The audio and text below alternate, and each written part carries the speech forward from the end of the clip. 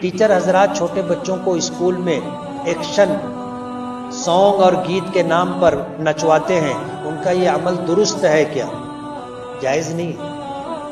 नाचना गाना हमारी शरीयत में हराम है। जब मक्का फतेह हुआ था, हजरत उसामा इब्न ज़ैद रजी अल्लाह ताला जब मक्का फतेह हुआ तो खुशी में हजरत उसामा जोश में आ गए और उछलने लगे। तो हुजूर ने फरमाया अलैका या उसामा, माह या उसामा, उसामा रुको रुको रुको, मेरी शरीयत में खुशी के मौके पे नाचना हराम है और गमी के मौके पे नौहा और मातम करना हराम है।